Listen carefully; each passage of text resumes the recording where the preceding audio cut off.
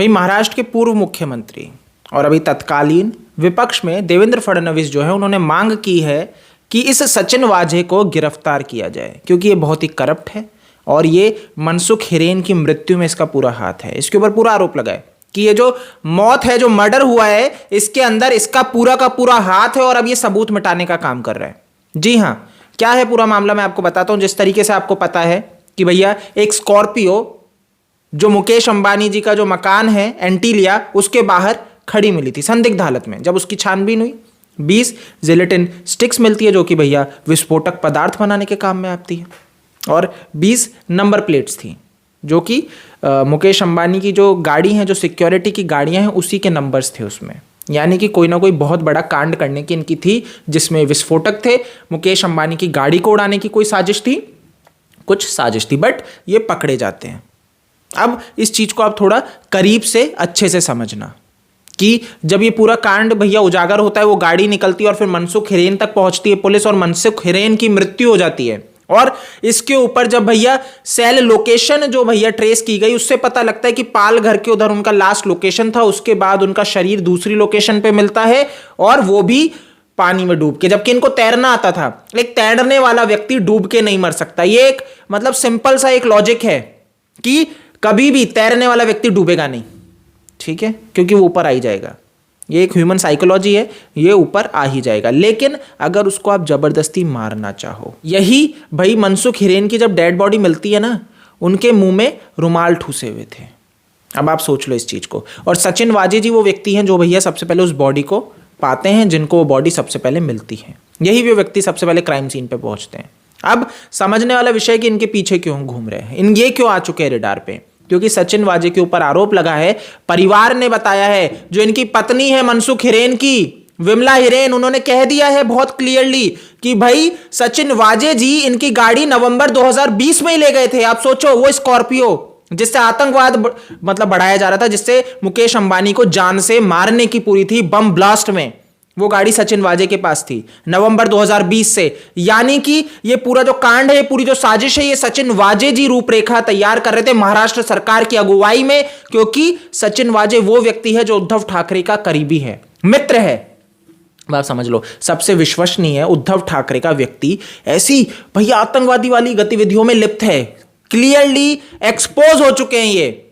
इनके सीडीआर जब निकाले गए मनसुख हिरेन के, तो सचिन वाजे और इनके बीच में पहले बातें हुई हैं, कॉल रिकॉर्ड्स हैं, ये एक दूसरे को पहले से जानते थे। और सचिन वाजे जी यहां पे अभी तक गिरफ्तार नहीं हुए हैं।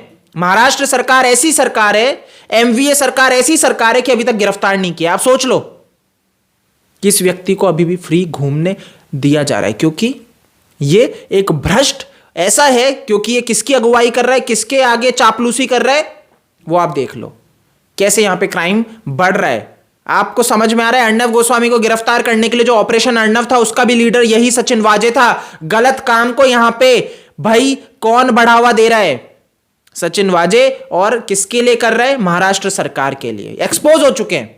तभी तो अनिल देशमुख और उद्धव ठाकरे जी को कष्ट हुआ, इस चीज का इनको कष्ट पहुंचा कि भाई क्यों यहां पे ये सौंप दिया गया है केस, किनको, एनआईए को। एनआईए आ चुकी है अब इस केस में, और यहां पे भाई इनकी जो मृत्यु है मनसुख हिरेन की, जो एक मर्डर है, जिसको ये पहले सुसाइड प्रूफ करना चाहते थे, जब एक्सपोज हो गए तो बोलना पड़ गया कि हाँ हम इस केस को मर्डर में जांच करेंगे, एटीएस हमारी मर्डर की जांच करेगी।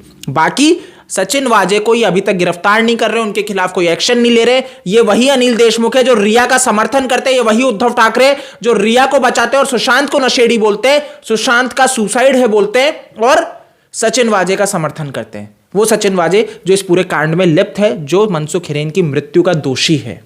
इस व्यक्ति को गिरफ्तार करना चाहिए क्योंकि ये सबूत मिटा रहा है और सारी चीजें अपने हिसाब से कर रहा है। ऐसा ही सुशांत के केस में किया है मुंबई पुलिस ने, और वो बदनाम हुई। लेकिन भाई ये लोग इतने बेशर्म है, इतने ढीठ है कि मानेंगे नहीं। सरकार ऐसी है क्योंकि इन्होंने अपने गलत चीजों को छुपाने का काम कर लिया है। अब भाई आपको है आगे निकल के आना है। आज ये चीज क्लियर हो चुकी है कि सचिन वाजे जैसे गुंडे अगर आज हमारे बीच में पुलिस में रहेंगे तो ये बहुत शर्म की बात है। आपको इसके खिलाफ बोलना पड़ेगा, आपको इसकी गिरफ्तारी की मांग करनी पड़ेगी, आपको ऐसे उद्धव ठाकरे जैसे सीएम के खिलाफ बोलना पड़ेगा, लिखना पड़ेगा।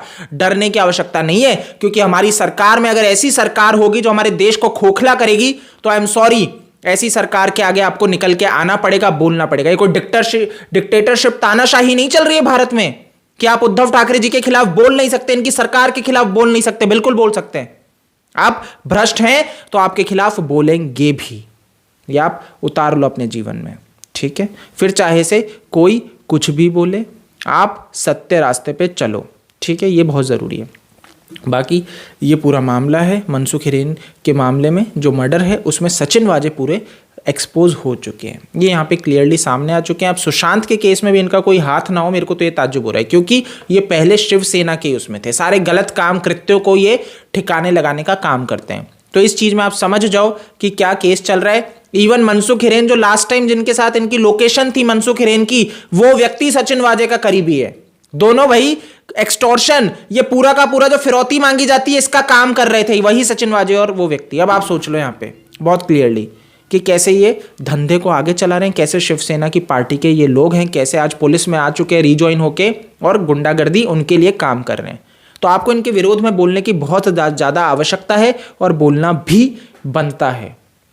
इस वीडियो में दोस्तों इतना ही है। आई होप आपको वीडियो पसंद आएगा, इसको ज़्यादा से ज़्यादा लोगों तक फैला दो, क्योंकि बहुत ज़रूरी है कि आज आप ही हैं जो लोगों तक इस चीज़ को फैलाओगे, बताओगे कि क्या गलत है क्या सही है। अगर भाई आप गलत चीज़ को, गलत न्यूज़ को आगे फैलाओगे तो चीज़ें बिगड़ेंगी। आपको सही न्यूज़ आगे फैलानी बनती है। बाकी आप मेरे को फेसबुक, ट्विटर, इंस्टा पे फॉलो कर सकते हो। OSKD मेरा यूज़र नेम है। और हाँ, फेसबुक पे मेरा यूज़र नेम चेंज हो चुका है, दिल से दिल तक YT है। तो ये ऑफिशियल हमारा पेज आ चुका है, तो आप वहाँ पे जाके भी उसे लाइक कर सकते हो। जय हिंद।